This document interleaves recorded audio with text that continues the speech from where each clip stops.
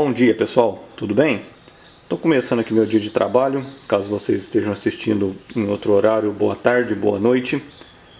Sejam bem-vindos ao canal Lutir em Ação, para quem não conhece. Para nossos inscritos, muito obrigado por assistirem mais uma vez. E a gente está começando aqui o dia de trabalho nesse baixo Grooving, um baixo cópia de um Music Man, que pertence ao nosso amigo Arthur. E ele trouxe ele aqui para a gente refazer a pintura. Como vocês podem ver, ele já chegou parcialmente desmontado. A gente só tirou aqui o braço do corpo para ficar mais fácil de mostrar para vocês.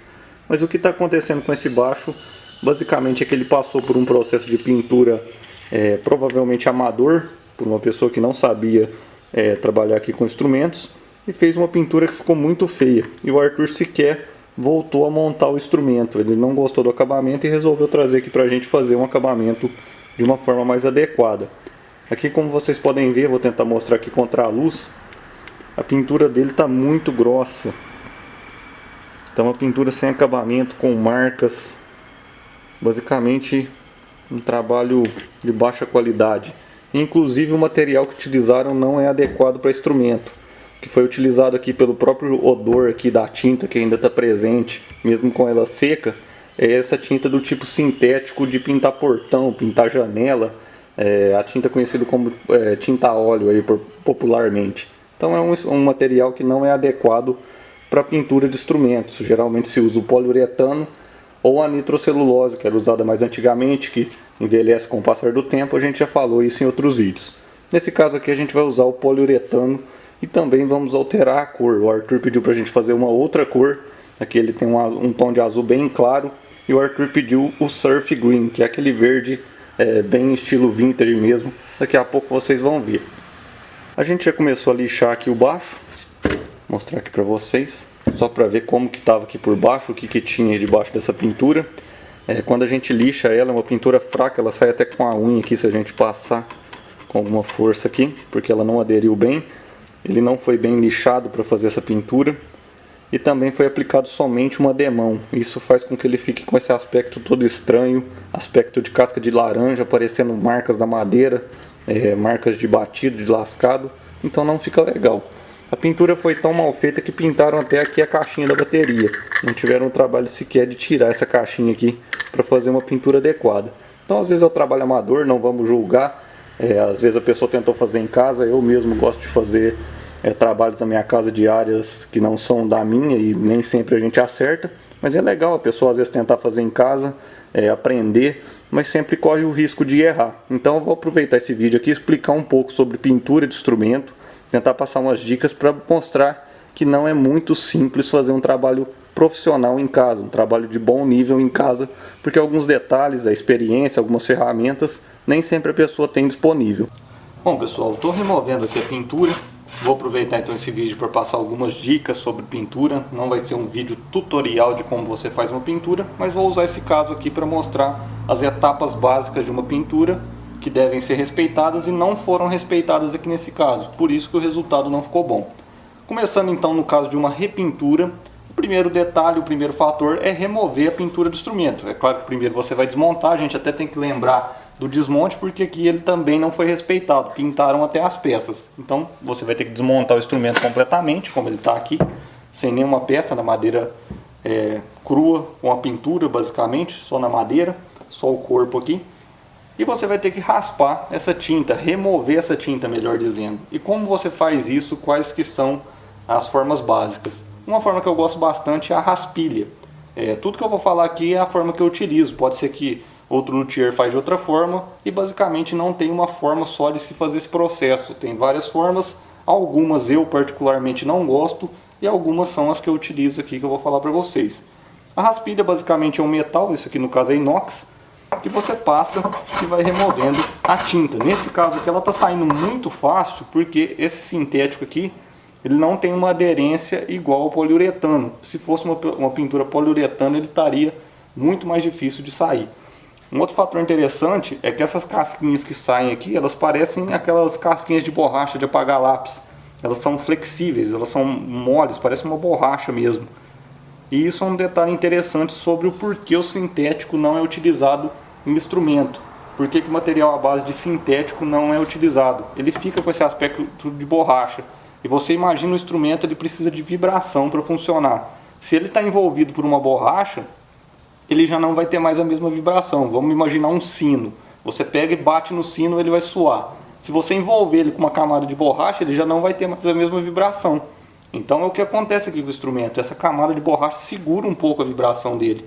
Então, um dos fatores de não utilizar sintético para instrumento é isso. Então, caso você pense aí na pintura, o sintético já não vai ser um material adequado. O poliuretano ganha bastante dele. E também a nitrocelulose. A nitrocelulose já entra naquele fator de envelhecimento que eu já falei, que alguns desejam, outros não. Em outros vídeos a gente já falou sobre isso. Quem acompanha o canal já está sabendo um pouco sobre esses materiais. Mas o sintético é até a primeira vez que eu estou mostrando, porque originalmente não vem de fábrica, ou pelo menos eu não conheço instrumentos atuais que vêm com pintura sintética de fábrica, justamente por esse fator. E também pela baixa resistência, como vocês podem ver aqui, ele sai muito facilmente, muito contrário ao poliuretano, que você precisa colocar uma certa força aqui para remover, senão ele não vai sair do instrumento, tá certo? Além da raspilha, você tem alguns outros métodos de remoção de pintura. Um deles é a lixa. Você pode utilizar de forma manual, com um taquinho aqui sempre para apoiar. Geralmente utilizar a lixa na mão mesmo com os dedos assim pode causar algum afundamento, algum desnível aqui no instrumento. E também uma lixadeira elétrica. Em casos de instrumentos maciços é bem tranquilo se utilizar uma lixadeira elétrica. Nesse instrumento aqui, o que eu vou fazer? Eu vou raspar a tinta, porque ela está saindo bem fácil e por essa consistência de borracha dela, ela acaba tampando a lixa, ela entope a lixa, como a gente fala popularmente. Você acaba gastando muita lixa para remover. Então com a raspilha aqui, nesse caso vai ser bem mais rápido, e depois eu vou passar para o uso de lixa para remover o restante e esse poliuretano que está aqui embaixo, que ele já está mais fino, aparentemente já tentaram remover parte dele aqui quando pintaram com sintético. Além da raspadeira e da lixa, existem duas outras formas que eu já vi algumas pessoas utilizando para remoção de pintura de instrumento, que eu particularmente não gosto de utilizar. Uma delas é o removedor pastoso e a outra é o soprador térmico. Vou tentar explicar aqui o porquê eu não gosto de utilizar essas duas formas. Removedor pastoso. Como o próprio nome já diz, ele é uma pasta, é uma espécie de massa que você aplica sobre a pintura. Ele faz uma reação química com a pintura e depois de alguns minutos essa pintura desplaca do objeto, ela começa a se soltar. Você vem com uma espátula e facilmente você consegue remover a pintura. Ele é um produto químico, ele é um produto bastante nocivo à saúde, principalmente se comparado com uma simples ferramenta como uma raspilha. Ele pode causar queimaduras na pele por ele ser corrosivo, ele tem um odor forte também, não é bom você inalar isso. O descarte dele é complicado porque ele é nocivo para a natureza, então tem vários detalhes que fazem com que ele seja um produto que eu não gosto de utilizar. E o principal deles, muitas pessoas esquecem que o que está por baixo da tinta não é sempre a mesma coisa. É um detalhe muito simples, mas que muitas pessoas esquecem. Por exemplo, um uso muito grande desse produto é para automóveis, na pintura, na repintura de automóveis. Então se a gente imaginar, por exemplo, a lataria do automóvel, que é um inox, mas vamos imaginar que é uma lataria, porque também é um metal muito parecido. Lá está a pintura em cima dele. Você joga o removedor pastoso, essa pintura se solta, você vem e raspa. Depois o que sobra aqui? A lata crua. Você vem, limpa com um thinner, passa água, lava essa peça, ela não é porosa, ela vai soltar totalmente os resíduos desse produto. Já a madeira aqui do instrumento, ela é porosa. A madeira sempre tem poros, independente da sua espécie. E se ela não estiver protegida por nada, esse produto vai entrar dentro dos poros. E pode ser que ele fique lá dentro e no processo de repintura, quando você aplicar a nova camada de tinta, a nova camada de verniz, ele continue reagindo com essa nova camada. Aí vai surgir uma bolha, vai dar um defeito na sua pintura. Então é um dos principais motivos que eu não utilizo o removedor pastoso. Além do removedor pastoso, outro método que eu não utilizo para remoção de pintura de instrumentos é o soprador térmico. Para quem não conhece, o soprador térmico é mais ou menos o secador de cabelo do demônio. É o mesmo funcionamento, ele puxa ar frio, aqui nessa boca ele tem uma resistência e o ar quente sai por aqui. Só que muito mais quente do que um secador de cabelo convencional. Ele é uma ferramenta, um negócio de uso profissional, o ar é muito quente, não é feito para você usar no seu lindo cabelinho, tá certo? Senão vai queimar até a sua caixa craniana, o negócio é forte. E por que eu não utilizo? Ele basicamente falando sobre o funcionamento, como que vai acontecer, ele vai soprar esse ar quente tão forte aqui que alguns componentes da tinta vão virar gases. E esses gases vão começar a querer sair de dentro da tinta, ela começa a fazer algumas bolhas, depois fica fácil de remover com uma espátula. Por que eu não utilizo? Primeiramente, ele pode levar a descolar algumas emendas, caso o corpo tenha, porque a cola também pode reagir com esse calor, ela pode se soltar, que vai complicar bastante o nosso trabalho. E também não utilizo porque ele pode afetar o grau de umidade da madeira. Ah, Brunelli, mas a madeira quanto mais seca não é melhor? Quanto mais você secar ela não é melhor? Não é bem assim. A madeira, para ela ter estabilidade, ela precisa ter um grau de umidade.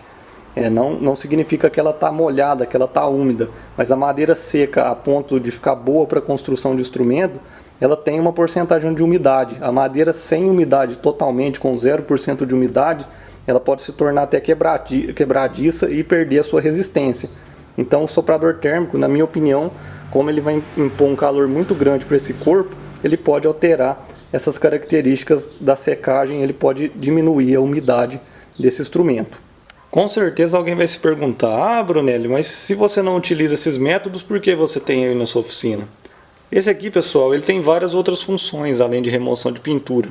Por exemplo, na luthieria a gente utiliza para dobrar filete de instrumento, dobrar frisos, ele é muito bom para isso. Não aplicando diretamente o calor, mas aplicando de leve, ele funciona muito bem nessa função.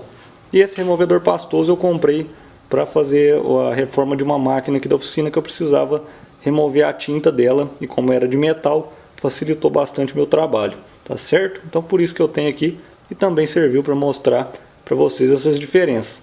Ah, Brunelli, mas tem um cara lá que usa e tal. Cada um, como eu disse, faz da melhor forma que acha. Eu prefiro a segurança aqui da raspilha e da lixa, porque é a forma que para mim se mostrou melhor. Mas não estou dizendo que você não pode utilizar esses dois aqui, só estou falando dos riscos que eu acredito que eles podem trazer. Agora eu vou continuar aqui na minha área de segurança com a raspilha e a lixa, terminar de remover a pintura e vou mostrando mais um pouquinho para vocês.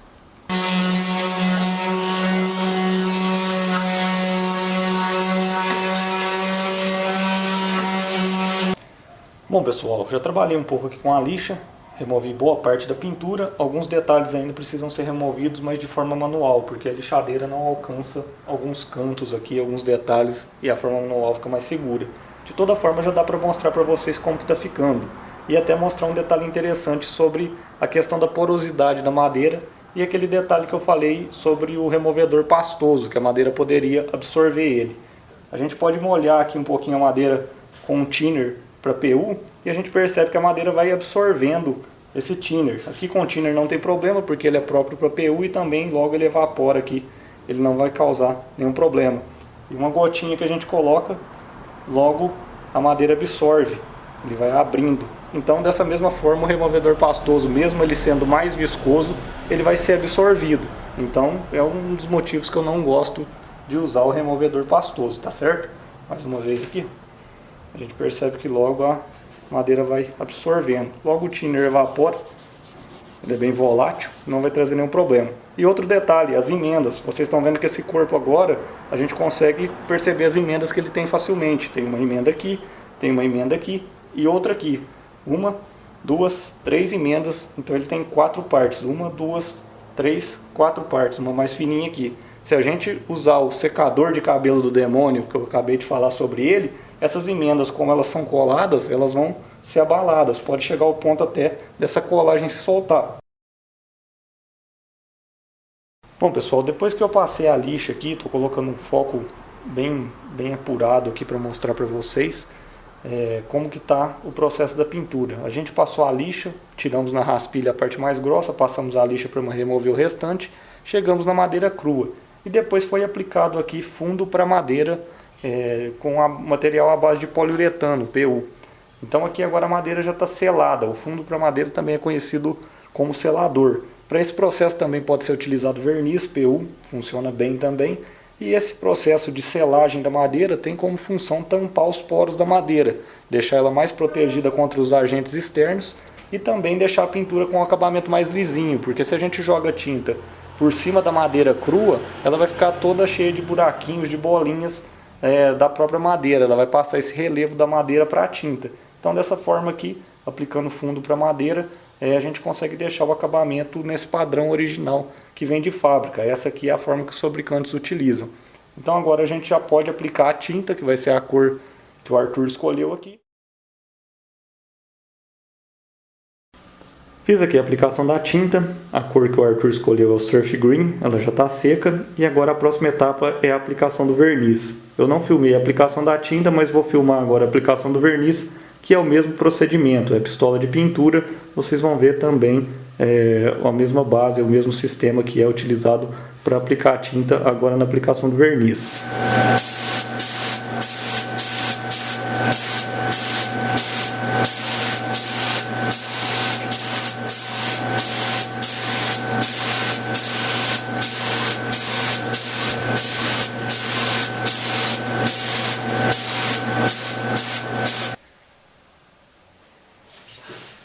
Bom pessoal, depois que o verniz secou, a próxima etapa é o polimento, é o acabamento final, para depois a gente terminar com a montagem aqui do instrumento e regulagem.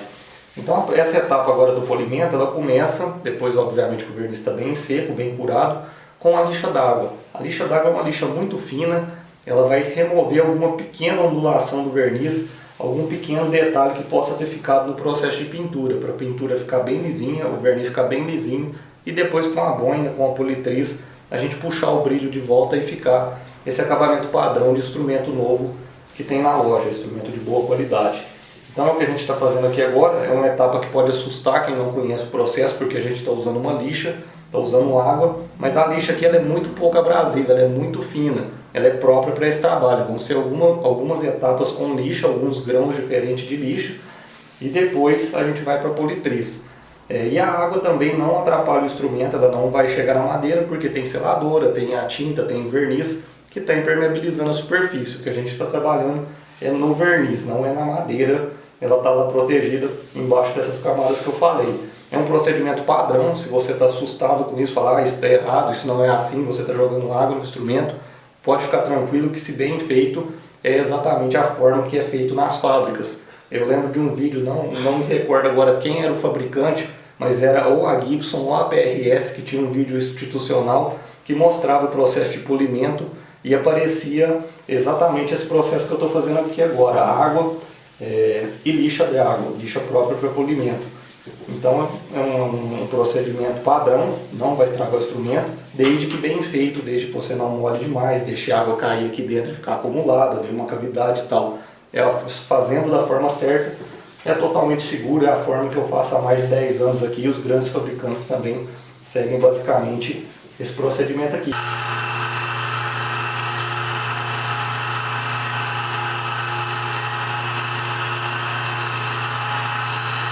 Passei o corpo na politriz, o brilho voltou, vocês podem ver o reflexo na luz da bancada, tem o reflexo da câmera tá aparecendo aqui, ó.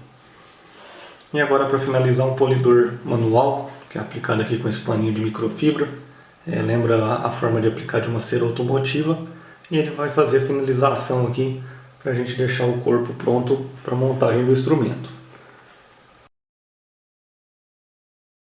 Bom pessoal, terminei aqui o trabalho, agora o baixo já está montado, regulado, pronto para a gente devolver para o Arthur. Aqui é a parte traseira dele, vou virar ele aqui rapidinho para mostrar como que ficou a frente. O escudo dele já está meio envelhecido, eu tentei limpar esse escudo, mas não sai, já está bem encardido mesmo. É o próprio plástico que vai degradando aí com a luz, ele tinha um adesivo aqui, ó, ficou a marca do adesivo aqui e tal, mas deu tudo certo. Agora na próxima parte do vídeo eu vou fazer umas considerações finais sobre pintura, mas aqui já está tudo pronto para a gente devolver o baixo para o Arthur. Bom pessoal, então terminando o vídeo vamos fazer as considerações finais. Como vocês viram aí, foi um vídeo relativamente curto se tratando do tema de pintura, porque pintura realmente é um tema muito abrangente. Para fazer um vídeo sobre pintura a gente precisaria fazer uma série mesmo, é bem detalhado. Eu mostrei as etapas aí de forma bem simples, não mostrei detalhes como se faz e tal, porque o vídeo ficaria muito longo e não é esse o foco do nosso canal, ensinar a fazer, mostrar o passo a passo. Se um dia tiver muita pergunta, muita procura sobre isso, a gente pode filmar em uma série de vídeos da melhor forma possível para mostrar para vocês, mas eu garanto que vão precisar aí de algumas horas para filmar essa série para mostrar isso de forma detalhada, porque realmente é um processo que tem muitos pontos que devem ser lembrados, muitos pequenos detalhes que, se esquecidos, o resultado final já não fica o mesmo. Por exemplo, no momento que você aplicar uma seladora, se você erra uma lixa, ao invés de uma 600, você passa uma 220, uma 320, o resultado final vai ficar cheio de arranhões da pintura, no verniz, porque ficou embaixo. Então são pequenos detalhes, coisas que com o tempo a gente foi tentando aprimorar. Até os dias de hoje eu não considero que eu sou um grande pintor de instrumentos, alguma coisa assim, porque realmente é um processo muito detalhado. Se a gente imaginar uma fábrica, por exemplo a Tajima, ou uma Fender, ou outro fabricante, provavelmente lá tem uma pessoa que fica por conta do setor de pintura, ou várias pessoas. E o cara pinta o dia inteiro, toda hora que chega o instrumento ali que sai da linha de montagem, ele vai fazer a pintura e ele acostuma com isso, ele sabe ali calcular pela própria pistola, pela própria distância, a regulagem da pistola, o tanto de tinta que vai cair em certa região. Estou aqui com uma guitarra que a gente também estava fazendo a repintura. Essa aqui era uma guitarra que a cor dela era verde e o dono decidiu passar para esse tom aqui de Olympic White. A gente está refazendo a pintura, ela ainda está no processo, falta aplicar algumas demãos de verniz ainda. Mas, por exemplo, se você vai pintar essa lateral, a quantidade de verniz não é a mesma, não é o mesmo leque que você usa para aplicar, por exemplo, aqui na parte de trás. Então isso, uma pessoa que faz o mesmo modelo de instrumento com grande frequência, vai aprimorando. Se não tiver esse aprimoramento, essa experiência, escorre, dá bolha, a tinta vai dar aquela lágrima, vai fazer aquele escorrido que vai deixar você bem triste depois com o resultado final. Então a própria lágrima que está na pintura aqui vai dar uma lagriminha no seu olho também, porque é triste você lixar, você pintar e na hora do resultado final ter um baita, um escorrido aqui, porque você não soube calcular a distância da pistola, jogou muito verniz, a regulagem de pressão do ar, a regulagem de quantidade de material na pistola ali vai atrapalhar seu trabalho. Então, como eu disse, é um processo de várias etapas. Não estou fazendo esse vídeo para encorajar ninguém a pintar em casa e nem desencorajar alguém a tentar fazer esse serviço em casa, mas estou fazendo para levantar alguns pontos e tirar algumas dúvidas. Dois motivos básicos que eu resolvi filmar falando sobre pintura. Primeiro, muitas pessoas perguntam sobre isso aqui no canal. Brunelli, como é feita a pintura? Quais são as etapas? O que usa? Então eu resolvi fazer esse vídeo. E outro detalhe, sempre chega instrumentos que a pessoa tentou fazer o serviço em casa e não conseguiu. É muito comum chegar isso aqui na oficina. Eu lembro até de um baixo, no nosso antigo blog tinha fotos dele. O dono tentou jogar um verniz para voltar o brilho, e quando ele jogou esse verniz, ele não desmontou nada do instrumento, não tirou o escudo, não tirou sequer as cordas, jogou por cima de tarraxa, por cima de tudo, e ficou uma verdadeira porcaria, porque ele não respeitou nem essas etapas básicas que eu passei. Então a ideia era mostrar que é um processo relativamente complicado, ele tem várias etapas para você chegar no resultado final. Então, se você quer aprimorar nesse campo de pintura, você está buscando se tornar um pintor de instrumentos, um luthier que faz pintura, eu te aconselho a realmente tentar aprender isso com um profissional que já faz. Buscar alguém que ensine, ou até mesmo com o pessoal que trabalha com acabamento de carro, pintura de carro, funilaria, porque é o tipo de pintura mais similar à pintura de um instrumento que tem, porque eles também utilizam com frequência o poliuretano, utilizam verniz no caso de pintura poliéster. Então ali as etapas são mais ou menos parecidas. Se você pegar uma pintura de carro, o material é muito similar, apesar de não ser o mesmo que a gente usa, mas a química básica, quando no caso de poliuretano, é a mesma. E a questão de aplicação com a pistola, a distância, calibração é muito parecida, se não a mesma. Então, às vezes, buscar canais de pintura de carro vão te trazer conhecimento sobre isso. Não é exatamente o mesmo processo, mas você pode beber dessa fonte que ela vai te dar resultados também.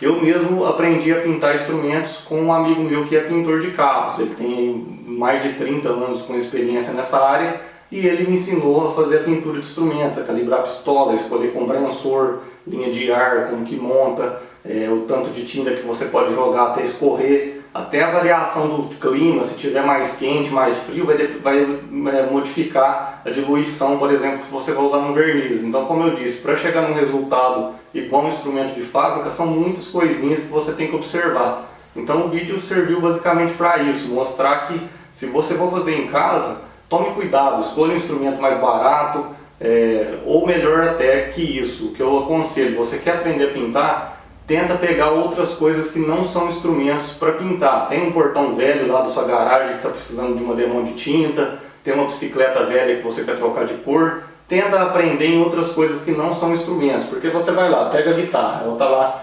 bonitinha com a pintura original, tá lisinha, mas não é a cor que você gosta. Vamos supor que essa guitarra aqui branca fosse original. Ah, eu quero pintar ela de preto. Beleza, vou lá comprar tinta, comprar as coisas, vou pintar, dá um baita escorrido, dá uma bolha, fica marca de lixa. Então o que você vai pensar? Você vai falar, puta, a guitarra estava legal, só não estava da cor que eu gosto, mas estava bonita. Agora eu estou mostrando isso aqui para meus amigos, eu mesmo estou olhando isso aqui e a pintura ficou toda estranha. Então eu perdi meu tempo. Agora você pega um portão velho, um negócio que já está muito feio, você dá uma lixada, segue as etapas de pintura daquele tipo de material, você pelo menos transforma uma coisa que está muito feia em uma coisa com um visual melhor, mesmo se ficar com algum escorridinho, algum detalhe, vai ficar bem melhor. E com isso você ganha prática na pistola, na distância que você aplica, o tanto de material, regulagem e por aí vai. É aquele sistema mais ou menos do Karate Kid, quem lembra daquele filme Karate Kid, depois teve o outro que relançaram, que o Sr. Miyagi pega lá o Daniel San e põe ele para fazer outras coisas que não são o treinamento de Karatê, e acaba sendo o mesmo treinamento para ele aprender o movimento. Isso é muito importante, é o que eu falei. A pistola, se você está aplicando de uma distância aqui e de repente você chega muito perto, aqui já vai escorrer. Aí se escorre, você tem que parar o processo, depois tem forma de reverter o escorrido, mas às vezes não reverte, às vezes a tinta dá bolha, ela ferve pela quantidade muito grande que fica, e às vezes você vai ter que até lixar tudo de novo e começar do zero, tornando esse processo muito frustrante. Então eu falo isso por experiência própria. Pintura não é um campo fácil dessa linha de trabalho de manutenção e customização de instrumentos. Deixa eu pegar meu papelzinho aqui, algumas outras coisas que eu escrevi aqui que eu achei importante lembrar aqui para vocês nesse vídeo. Ó, aqui eu deixei aqui anotado, é um processo sujo, causa poeira e necessita lugar próprio para ser feito. Se você pegar e for lixar, igual eu mostrei aqui no vídeo, com uma lixadeira, um instrumento na sala da sua casa, caso você more num apartamento que não tem uma área livre, vai sujar a casa inteira. Então pense nisso antes de você começar a fazer o processo também. Como eu disse, eu não estou aqui para encorajar ninguém a fazer ou não fazer, eu estou para mostrar a realidade que é. Também eu coloquei aqui materiais tóxicos e alérgenos. O material de pintura, o poliuretano, ele tem um odor muito forte, eu já vi pessoas passarem mal com esse material. Até ficar internado, passar mal mesmo com intoxicação. Então use aí o EPI, máscara própria. Não adianta ser aquela máscarazinha de R$2 que vende, tem que ser máscara de cartucho próprio para pintura com gases tóxicos, gases ácidos, porque é muito forte. Máscara, luva, proteção para o olho é muito perigoso, porque realmente se uma tinta dessa espirra no seu olho, se você tem alguma alergia a isso, vai te causar um grande problema de saúde. Você tem que pensar que você vai precisar de ferramentas, então não é só o que eu mostrei ali, tem a parte toda da linha de ar, de compressor, pistola de pintura. Então às vezes você vai pintar um instrumento só, tentar pintar um instrumento só, você vai ter que comprar tanta coisa para fazer um resultado legal, que depois no tanto que você vai gastar de dinheiro, compensava você ter mandado esse instrumento para alguém pintar. Então pense nisso também. No instrumento que eu falei aqui, pense no instrumento que você vai tentar fazer esse trabalho. Tem muitos instrumentos, já aconteceu de chegar aqui na oficina, às vezes a pessoa tem um violão Del Vecchio antigo, um Giannini, que é um instrumento que tem valor, e o cara tentou pintar ele e acabou fazendo uma tremenda desgraça. Perdeu o valor do instrumento, estragou o instrumento. Então antes de você fazer, consulta a internet, consulta um profissional, alguém que sabe mais que você, para ver se o instrumento que você está tentando fazer não tem valor muito alto, se é um instrumento barato, se caso der algum erro você não vai ter prejuízo, porque eu já vi realmente pessoas estragarem instrumentos bons, de valor de mercado alto, por causa de bobeira tentando fazer pintura em casa. E o lance que eu falei também, tente pintar outras coisas que não são instrumentos, justamente pela técnica de pistola, regulagem e tal. Materiais certos, eu coloquei aqui, não existe economia com pintura. Se você quer fazer uma pintura boa, você vai ter que comprar material de primeira linha. Muita gente já me perguntou, Brunel, eu vou pintar com spray. Funciona pintar com spray? A primeira experiência que eu tive com pintura de instrumentos foi há mais ou menos uns 12, 13 anos atrás. Eu tinha comprado um baixo usado, era um Dolphin Century, e eu não era luthier, estava começando a aprender, tentei pintar ele com spray. Ficou uma verdadeira porcaria, ele soltou a tinta toda na minha roupa. Na época a gente tinha uma bandinha, eu tocava numa bandinha, e era um lugar muito quente que a gente ensaiava, o ensaio era umas 2 horas e pouco. Eu levei esse baixo para ensaiar, eu tava com uma camiseta branca, ele soltou tudo a tinta na minha camiseta, estragou até a camiseta que eu tava. Então, assim, spray eu não tenho experiência, depois que eu fui aprimorando e tentando buscar conhecimento nessa área, eu já comprei equipamento de nível profissional, compressor, pistola de pintura de qualidade e tal. E muita gente me pergunta, com spray eu consigo fazer? Eu não tive experiência boa, só tive essa experiência e não foi satisfatória. Já pintei outras coisas com spray e o que eu posso falar é que a qualidade dos sprays que eu tive a oportunidade de usar eram bem aquém do material de nível profissional. Então não sei se existe algum spray de qualidade melhor que vai trazer um resultado. Eu já vi vídeos de pessoas, geralmente não do Brasil, de fora pintando com spray, então não sei se no exterior algum spray de qualidade melhor, eu também não sei informar. Eu já vi alguns vídeos de pessoas de outros países pintando com spray e aparentemente o resultado ficava muito bom. Mas aqui, pelo menos na minha cidade, eu nunca comprei e depois que eu tive essa primeira experiência eu também acabei desistindo. Vendo que os outros profissionais utilizam material aplicado com pistola e ninguém acaba utilizando spray a nível profissional, pelo menos pelo que eu conheço, eu também não segui essa linha, então não sei realmente informar. Mas a minha experiência com spray foi a pior possível. Então, caso você queira pintar, pense em pintar com material de qualidade, não tente economizar comprando uma latinha de spray de R$10, porque não vai ficar igual a um trabalho profissional. Outro detalhe que eu coloquei aqui, não pule etapas. Vocês viram que esse baixo que eu mostrei, a pessoa lixou, ela começou até bem, ela não lixou tudo, mas se ela tivesse lixado tudo e feito o que ela fez, que foi jogar a tinta sem fazer o processo de selagem da madeira, de tampar os poros da madeira, o acabamento não fica bom. Então se você pular uma mínima etapa que seja, o resultado final já não chega a ser satisfatório. E eu coloquei aqui, não é só pintar, tem que saber montar, desmontar, regular, ligar a parte elétrica, que foi também o que aconteceu com esse baixo do vídeo. Eu acredito que a pessoa não sabia ligar, quem fez lá pro Arthur, ou pelo que o Arthur me falou, aquele baixo ele já comprou desmontado, a pessoa parece que tentou fazer, ficou frustrada com o resultado e desistiu do baixo, acabou vendendo desmontado. Então pense nisso, você vai ter que saber não só pintar, você vai ter que saber desmontar o instrumento, montar de novo. Se você tem, por exemplo, ali algum circuito mais complexo, um baixo ativo, alguma coisa, se você arrebenta um fio dentro de uma placa ali, você pode até perder o circuito, então tome cuidado também com isso.